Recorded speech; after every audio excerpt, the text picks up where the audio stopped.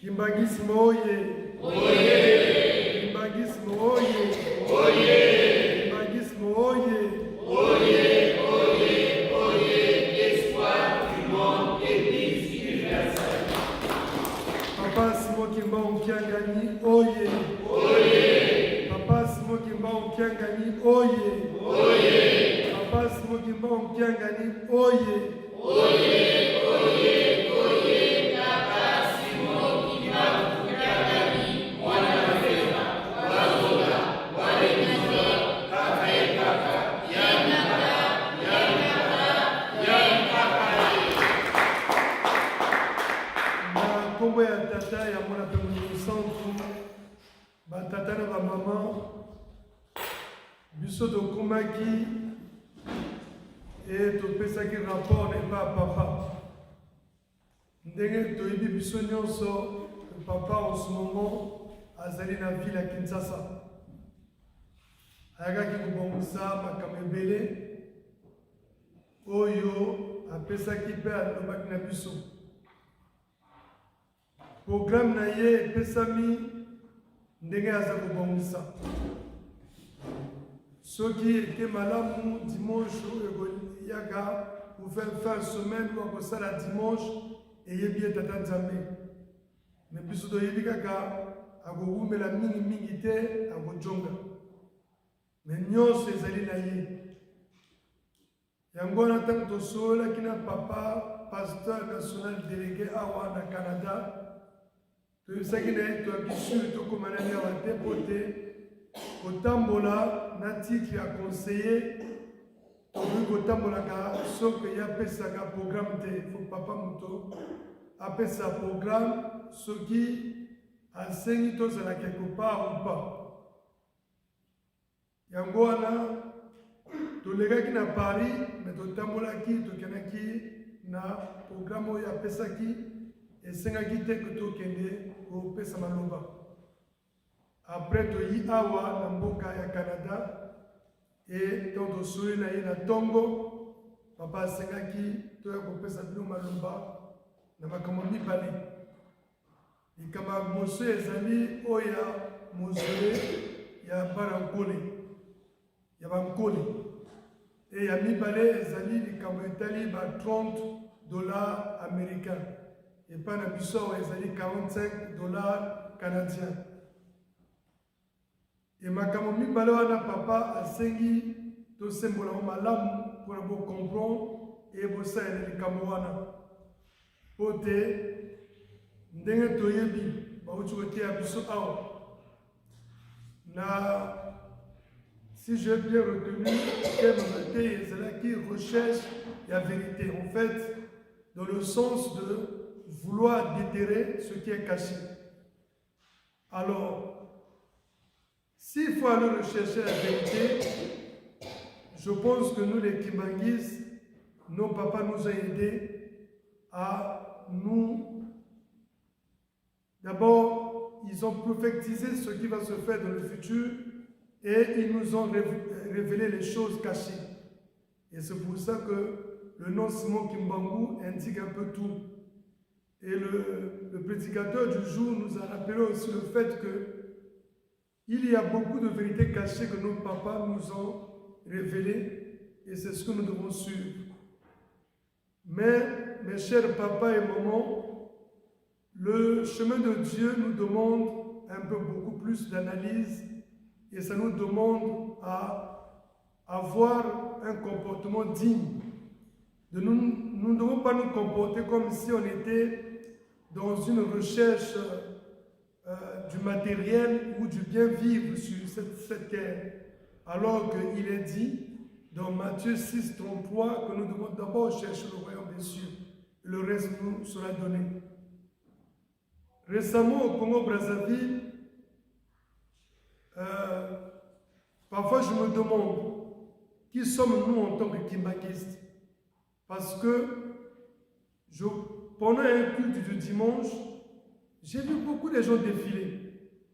Mais quand on reste calme, on se demande, est-ce que réellement nous venons et nous sachons ce que nous venons chercher quand nous quittions chez nous et nous nous disons que c'est dimanche, je dois aller prier. Mais prier pour avoir quoi? Est-ce que c'est juste une rencontre où je dois aller là-bas pour rencontrer quelqu'un, ou nous voir, je ne sais pas, où ça doit être juste un lieu où nous devons exposer ce que nous sommes, ou présenter aux autres comment nous sommes habillés. Mais alors que nous avons un autre objectif, quand nous disons qu'il est dimanche, je dois aller prier mon Dieu. Ou quand il arrive le samedi, on dit, je me prépare pour le dimanche. Mais parce qu'ici, nous avons une autre rencontre, et la rencontre avec Dieu. Nous le savons tous, que Papa Mfumalongo a eu cette rencontre-là. Il nous a toujours dit. Nous le savons aussi que Papa Simon Kimbangu, avant, c'est d'abord une simple enveloppe. Mais quand il a discuté avec Jésus-Christ le 5 avril 2021 à 0h pour qu'on arrive au 6 avril, mais je pense qu'il y a même une chanson qui m'anguisse qui dit, ça dit souvent, Nkolo, Nakokite. Parce que Papa Simon Kimbangu, il avait vu de cette chair que nous mettons. Donc c'était lui le Dieu, le Saint-Esprit. Mais quand on met la chair, cette chair, vous savez bien que depuis le péché d'Adam et Ève, notre chair là a un péché originel. Et donc, Papa Simon Kimbangu avait vu que c'était très difficile la mission. Et c'est Maman Moulou à côté qui a dit Nakoedeyo, Nakosungayo, Ndima. Et il avait commencé sa mission le 6 avril 1921. Nous sommes tous les élus de Dieu. Mais vous savez que nous avons 3 catégories. Baponami, Bapetu, Baponami, Bayengebene. Il y en a ceux qui ont déjà travaillé avec les papas, bien avant. Parmi nous, il doit y avoir certains noms, Abraham, les Jacob, les Isaac, qui ont travaillé, mais qui sont revenus pour nous aider. Mais il y a ceux qui sont venus pour la première fois, qui cherchent réellement à réussir, pour avoir le diplôme spirituel, et c'est ce diplôme-là qui nous donne la voie pour entrer et atteindre la terre promise. Cette terre dont les papas n'arrêtent pas de nous dire tous les jours. Alors donc, venir ici le dimanche, c'est la rencontre avec notre Dieu. Mais cette rencontre, qu'est-ce que nous devons faire? C'est préparer nos fardeaux, des péchés, de tout ce que nous avons comme problème, et donner à notre Dieu. Mais comment il faut le faire? Il faut tout vomir. Il faut aussi accepter de faire les sacrifices. Et le vrai sacrifice, ce sont les offrandes. Les offrandes, pendant à l'époque, on n'avait pas l'argent. Qu'est-ce qu'on devait donner à Dieu? Les éleveurs, ils donnaient à Dieu tout ce qu'ils avaient comme ce qu'ils élevaient. Ça, c'est ce qu'ils devaient offrir à Dieu. Mais aujourd'hui, nous, ceux qui faisaient l'agriculture, ils donnaient tous les produits agricoles à Dieu. Mais nous, aujourd'hui, nous allons travailler, donc nous gagnons de l'argent, donc il faut offrir à Dieu le salaire, la récompense que nous avons, ou les honoraires que nous obtenons, ou toutes sortes de rémunérations que nous recevons après avoir travaillé. Nous devons prendre au moins un pourcentage important pour donner à notre Dieu. Mais il faut donner en fonction de ce que vous gagnez. Et celui qui donne plus, c'est celui qui donne réellement le bon pourcentage. Même s'il a donné peu, mais il a donné en fonction de ce qu'il gagne. Et donc, c'est cette rencontre que nous avons avec Dieu que nous devons réellement profiter pour gagner les bénédictions. Donc, il faut venir avec un cœur digne de confession, un cœur digne d'un enfant de Dieu pour pouvoir en bénéficier. Mais souvent, on vient, on est distrait. On pense à autre chose. On vient avec un esprit qui n'est pas sur place. Et on vient, on ne sait pas qu'est-ce qu'on est venu chercher. Si on se limite juste à chanter, Nazarene chorale, j'étais qui, dirigeant ou quoi, on chante, c'est vrai que chanter c'est prier. C'est vraiment prier, c'est une sorte de prière. Mais il faut venir chanter et aussi venir se donner à Dieu. C'est pour ça qu'il nous a toujours conseillé, soit vous ne manquez jamais la prière d'ouverture d'un culte, et si vous en manquez, cherchez quand même à avoir la prière de clôture. Parce qu'il y a toujours des anges qui passent à l'ouverture et d'autres qui passent à la fin et qui enregistrent tout ce qui était là et nous donnent notre dû.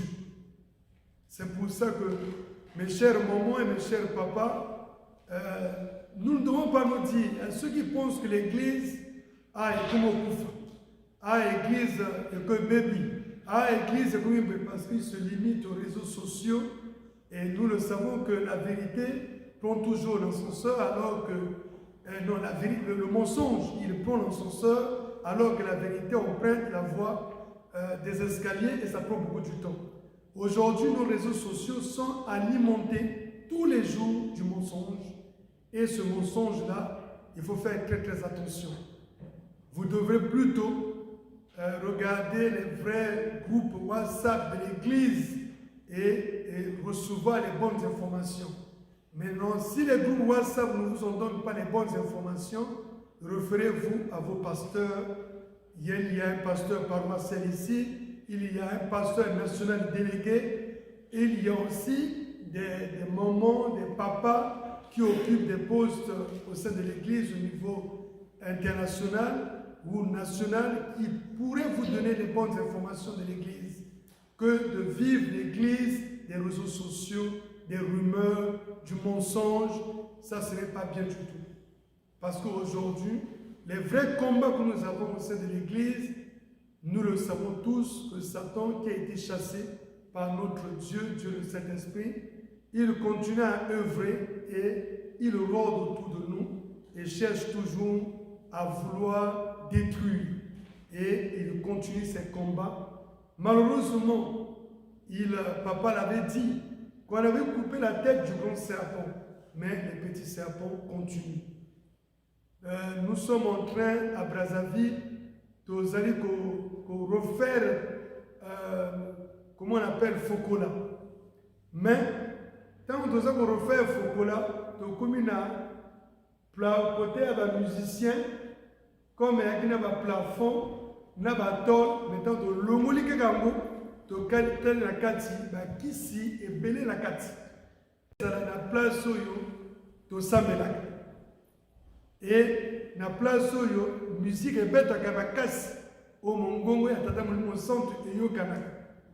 C'est pour vous dire que le mal il continue, bato mabe bazali ebele et bandoki pe batunani bazali ko œuvrer na bandenge nyonso mpona ko faire échouer mission ya tata na biso. Mais tozali na chance ya monene po te molimo santo azali na biso e ayakaka mpona vana libelela na biso. Donc ezali kaka na biso bana bato toyeba kotambola. Et je voulais atterrir par là mpona kopesa bino message à papa. Mais koyeba kotambola ezali nini? Oyokaka mongongo ya tata Nzambe. Bakoko na biso ya kala babikaka parce bakoyoka mongongo ya tata Nzambe. Mais mongongo ya tata Nzambe tozali na chance po te biso totambolaka na tata molimo santo. Solo tata na biso azali Nzambe molimo santo. Mabomba mi ezali ebele e makambo ebele apesi ntango te tolobango maintenant. Mais biso tozalaka zinga na ye toyebi mwa basekret ebele mais likambo eza na ntango nango. Vraiment ezali makambo minene parfois ya somme. Ça fait jusqu'à avant-hier à révéler que les kambo comme à casse et à sengi na kota na John Nkamba na 6 avril pour na tout sur les kambo wana batata na maman.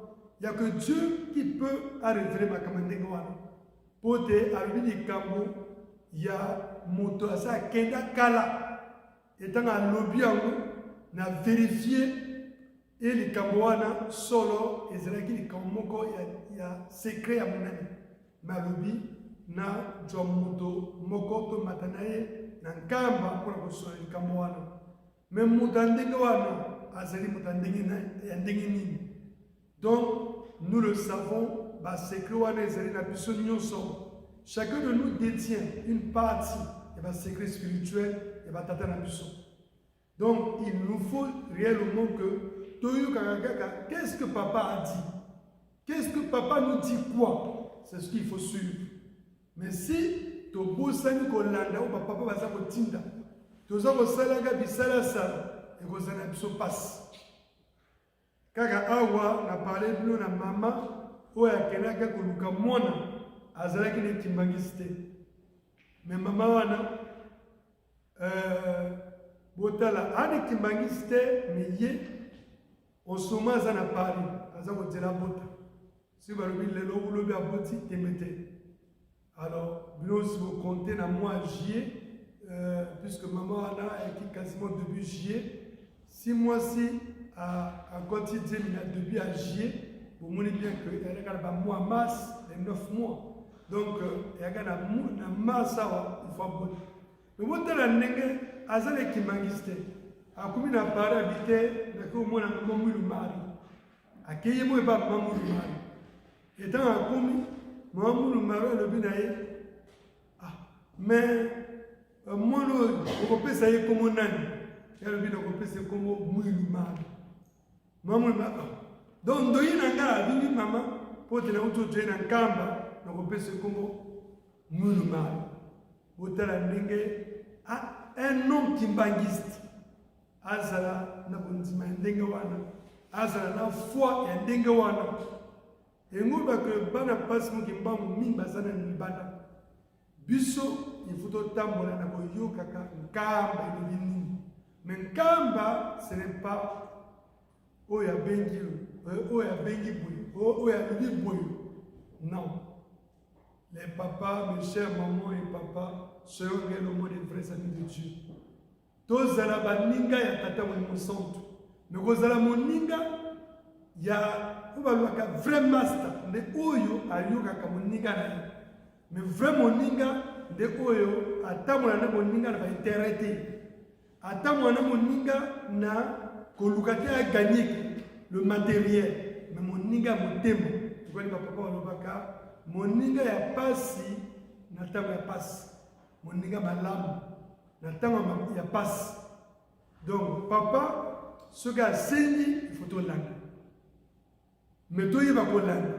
Mais ce gars saigné, tu vois, mon gonga nani. Maman pasteur, papa pasteur national délégué, ce gars zaliawa, ma pasteur, à Wukanamono, à Woyokai. Pour te yéné, et bengami délégué pasteur, azali délégué à nani. Pasteur national awa, na Canada, c'est le chef spirituel. C'est Papa Simon Kimba Okianga. C'est lui le pasteur national. Maintenant, Papa Azali délégué. Délégué, il y a Papa Simon Kimba Okianga. C'est pourquoi on va venir délégué. Donc, Ndeye Moto Azali Monoko, il y a Tata Monimosonto. Bisutulo Ye, tu vas Papa, quand tu as qui hier, on a tongo lelo. Hier to sola qui ne le natongo ni papa ngapo anaya kuna il faut papa pesa nzela ende papa pesa nzela na bingi na tongo papa lo pesinga maloba na loba ako pesa na ko telema na kumba ya tata pote papa pesi nzela mais sinon nane longo loba te pote yene moto azali monoko ya papa awana Canada soki na yi papa pesi maloba te na ko twangote. Peut-être ceux qui bon, tout solo, mais ceux qui papa pesi maloba, na go loba, na o papa tindi. Donc, bino na biso na Canada, c'est vrai non. On a ça au mono, n'est pas pasteur à ça, le national délégué ça, le plus à comprendre, mais tout ça est fort, pour te, tout le monde a que belé, et to yoka. Canada mobimba ezala na Toronto ezala na Vancouver ezala na Ottawa ezala na Québec wapi pasteur national délégué zaka moko. Mais malheureusement tous au contraire binzangi nzangi okomona moto ngai kaka boye ngai boye ndenge nini tokosambela tata nzambe ndenge nini tokolanda tata soki toza kotosa même signature na ye te eza pasi mais biso na bino tosala ndenge wana te totambola na koyoka tata molimo santu qu'est-ce qu'il dit nini aza kotina biso sino te tokozala surpris donc papa asengi boyi ndako ya bankoli tobongisa ndenge asengi tomipesa ndenge nasolaka mingi na pa pasteur nasoya délégué nesaka ye papa attention na bisengasenga bato babenga bino te o alobi boye o asengi boye te totambola na ndenge bapapa baza kolinga soki moto abengi papa asengi boye bokoki koloba soki ali na niveau ya finance ya lingomba na se na ngai ezala na mama biselenge nde ye moto asimbaka bakese nyonso e asalaka nga mpe rapport chaque semaine maintenant bagénéraux soki bagénéraux balingi kobenga olimbisanga nazokotoma ntango mingi na makambo wana mpo te tosolaka mingi te mama aza général prenons que bagénéraux ezala fofar nga mpe naza général na fofar tozali mpe na bacotation ya kikeo mais soki biso bagénéraux bobenga fofar awa kosenga mbongo tokoinforme papa pasteur national délégué papa tozali bikateli ya fofar eye fo ayeba parce que soki amoni bamusicien baza kosala mwa bantintani ayeba ke mbongo wana ezali mpona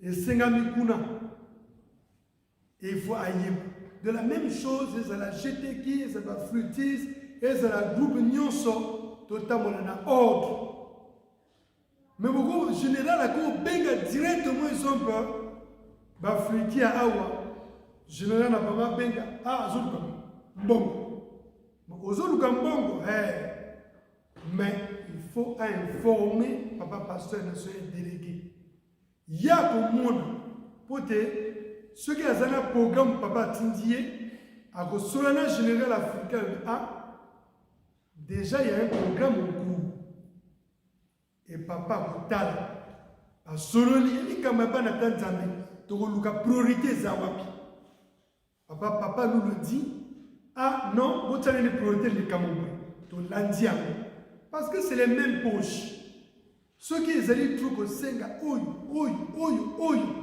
mais biso moto oza na bato parfois baracine neti lingomba ezali ya makasi te parce que boyebaka nde toyaka kawa ya na bato oyo ekola maman Doris akokozwa mwa ndeko aya bendi baracine ezali na makasi te mais soki ozo komema ye makambo tu ebele na mutu akopengwa akoma lingomba na bango ka mbongo et bomona moto wana akomoyaka un jour sur deux parce que tozokende na ordre te mais biso moto oso lobotami na kati toyebi ndenge nini fonctionneki mais il y a des gens oyo tokutanaka na bango tobenaka bango maleme mais il faut pas totambola na ye na programme soki aza na groupe boye bozosengeli na groupe bozosengeli su boye bozosengeli su boye il va être fatigué yango wana il faut ordre ezala mais mutu ya train awa oyo akolakisa nyonso ele pa pasteur national délégué ye mutu akoloba bon nani boyi biso nde bongo na braza bagénéraux nyonso le monde entier. Il faut, tout doit se faire avec ordre. Sinon, il y a comme désordre. Et quand papa Pissimbela a levé $30 américains, 45 et pas d'abus. Papa, on a besoin en urgence. Ça veut dire quoi? Mon diminution, c'est à Canada. To Luka. Pour tes papa, lobby, Moïse a lancé Kriwana. Il y a une tina nini à Pessi de Kamouana avant le 6 avril. Et elle est filée. Nzambe a ça la Kalikamote Pamba. Tozo mona bitumana l'Est. Ezala na Congo Brazzaville, toza na Kimiate. Mais il y a tini qui biso de Kamouana pour la nini, le monde entier to tumbambeka. Pour na to pèse offrande. Et à utiliser comme moyen pour la buissonnios. Parce que Dieu ne fait rien sans que papa sait mon année sacrifice. Abraham, que nous avons mon année. Isaac, pour appeler sa bénédiction, que nous avons et Jacob a sali à vous. Pour des maman, le bien à Jacob. Abraham, quand il a reçu Banzame Misat, Baye, à Salakini, a dû Bango, a nettoyé ma cour, a l'âme bilia, a dû Nyamakitok, n'a gâteau à Sali, avec une promesse, et Boya, au bout de Isaac. Nous avons, depuis la nuit des temps, à 5 sacrifice. Sacrifice, soit ils allaient contraindre pour nous. 30 $, 45 $, mais des wana moto et au big sangana yo. Makamunios tozana ngoeza ba sousignos au du quand ils sont en enveloppe au fukami au sengi na tata. Papa ko pesa na yo. Tout le monde a été même sœur des amis ba jeune mais ceux qui ont commis des goloba. Même moi na mon cœur loba. Au commis déjà monte. Ma somme est à kotanga manayo. Au golobate que ngai a nana ni mona mukite. Pote tozali koluka moto nyos aza koluka ba bénédiction. Et quand ndenge mona avani mukebu aza koluka ba bénédiction. Nzambe afongola vie na ye. A béni le chemin à vie na ye. Que ma kamonaye ezala balam lobby abali akumobota bana na kati ya bénédiction donc epesameli biso nyonso tosala mosala wana biso nyonso toluka epesami te ke te ngai te te boye te pesa 45 $, bopesi nyonso ekangami na moto oyo papa pasteur na soya délégué asengi au pesi après ba pesi na ye et ye a ko pesa mona biso pour de to mema papa ndenge wana papa le na to États-Unis na Canada mbongo ekoye pa na biso pour ko kende kuna na nkamba Yerusalem na Brazzaville ba désigner que moto na RDC ba désigner que maman Biselenge na Brazzaville les maman Congo Brazzaville maman Elise Nkebi. En Europe, on a bien internet batikuna, mais le Seigneur qui va faire la note, le papa lobby, t'es à ça lobby na mon nom. Et à ça vous tient là-bas lobby. Busso, toyo kaoyo, ya sa lobby. Et en d'accord bankole, et pesami bino appelé kateli. Bosala, oh papa sa kotinda, pote ya lobby, ndako wana, et allez makamu. Moi, Mouké Tikali, oh, il faut accomplir. Nous avons un processus, ma surprise, il y a des bosso. Mais, il faut inaugurer un mot. Donc, Busso au Canada, tous les hommages au Tennessee dans le lobby, que quand on a Nzambe, c'est que ça, là, où il y a la Busso. Mais que ça, la volonté de Busso, mais où il y a. Mais to yemba ko sala makambo yo si to sali et comme papa pas ko sala plaisir na bato côté to koloba et to continuer koloba celui papa Anzimi Katia un expert comptable na za la conseiller na ye po tayebaki que bato mingi bakoti kobenda-benda. Et na tongo alobi nanga clairement, soki bapesi mbongo na yo ekokomela epai na nga avec certitude. Mais po te mingi mpe ezwaka banzela gauche ou droite. Yango wana toinsiste ke mingi epa pasteur national délégat ayebi likambo wana ke mbongo bopesaka esika bopesi ekoma epa papa bovérifie. Pote, et ça plusieurs manières de repérer sa mbongo, mais sous baya na enveloppe papa tourner na batebele bazawana papa ba na Canada batini bui wana ezali ndenge mabe. Pote, quand les gens voient à l'instant même ils demandent de l'argent. Ah papa ton aboye wana ezali tokote. Il faut et l'ordre si elle est destinée à mon salaire et à tata mon santo.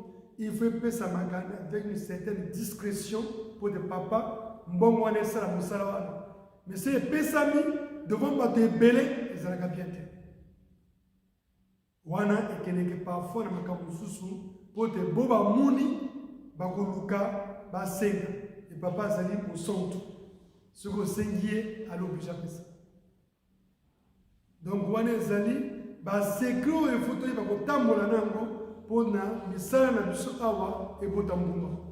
Et donc makambo mingi ya kolobeza te nakanisi ba point na on a rappelé avant car toto yeba que biso na Canada ndenge lobi tozali miso tozali monoko tozali to kangamana papa mutata mo centre to tambola ndenge ya zeko luka et tozala vigilant parce que beaucoup ba voyana comme na ye mingi bagoloba na utaye pa papa na loba ki boye na sala ki boye to sala attention pour de papa lobi boye na zana nga yuma mingi baza okosanga mais na yuma na tala kaka na nzima kaka mais na phase mususu wana na bomaka mbango et apesaka nga maloba mibali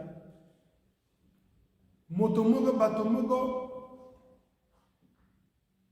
na mboka moko boye ngo cité mboka wana te badwaki papa ye baduye ba ko négliger ye moi ndango boye alingo lia ba te milieu ezali pona papa mfumolongo yeli pona yote mboka wana bato mi badwaki etumbu na ndenge ye tata molimo centre ndenge totangaka na Matthieu 12:32 okosala lisumu na tata nzambe na nkole yesu okomilimisama me ye molimo santu okomilimisaka te papa kote wana okoya papa bwebwebwe papa aseki nekaka parfois ndimi na ye mais soki oza komikosa ayebi ke ozotiki moto oza na makala moto namoni nga mo na plateau de 15 ans na ta résidence maman moka suivant akaki wana alobi papa azondima kaka après tanga atekaka papa be ozotiki na yo parce que azalaki moto lokuta e mingi bakosaka ndenge wana me papa akozwa foto na papa kola moko ya epa na bino ete nango sitebe ville yango te yai papa atuni ye ngai na kovana jeli mais oyebi ye ngai papa nayebi ye te mais waki na Canada ngai papa mikolo nyonso yo bengaka tokutanaka na tinaka message mais ye te ye bon papa ombui ye akangisi bafoto na papa azokangisa bafoto azokangisa me mpona kolakisa na bato no anga na kotie pa papa yaminga malamu boye mais batata na bamama toza kotambolaka na nzambe moninga te moninga okoki kombrie ye me nzambe eske okoki kombrie nzambe mais malheureusement tokomisi ye moninga ya bombrouille Bon, église, pas pasteur, nation délégué bâti. Yo li ko kibete. Mais après, vous savez moi, on fait le pas, na kena papa na nkam, o yipo pesi. Ba bengi be pas moi c'est tel les qui o tu peux coupe. Mais autres gens ça là qu'est ça kulimu, ils a musulité. Ça qui m'a comme musulité, biso to yiga wala tino veste, o yipa on brille ba ninga comme plus on a bon na yo. Mais non. Tozana makama molimu. Et il makama molimu et ça là quel que soit le degré bon na yo, richesse na yo. Il faut l'anda. Ce qu'on a dit et vous en passe. Mais malheureusement, tu continues à être complexe. Tu continues à être mon sunu. Nzela kaka moko. Mokolo wana tokolela. Ndenge baza koloba biloba loba pe tembe ko wela ba ngoma. Mais ngai naza kotala ba ponami na ngai. Nini ba kosenga. Mais toza ko wela ka, toza ko bundaka, toza ko welebe, toza na wuti papa ya minga malamu, to sololi. Mais papa azali 100% d'autres. Mazali pe 100% molimu. Ce que sololi na monzoto. Na monzoto pe la kanaye, ale akwanga, ale kamfumba, boye, asekaka wana. Mais soana papa na molimu na monzoto te. Mais mingi tokene kuna osoye lega monzoto okena. Omoni ko réussir. Mais nde kuna ozabi kosa. Makala moto ezali kolandaka yo. Po tilingomba oyo ezali atata molimo santo. Ya ngai na yo te. Ya koko na ngai na yo te, ya mama na ngai na yo te, ya tata na ngai na yo te. Mozali komebebisa mo. Mais yebaka. Ye alati liputa. Azali kotela yo. Et yona yi bokutana. Eux vous rendent compte. Aussi soit na kumba tata mwana kwa molimo santo. Amen. Amen.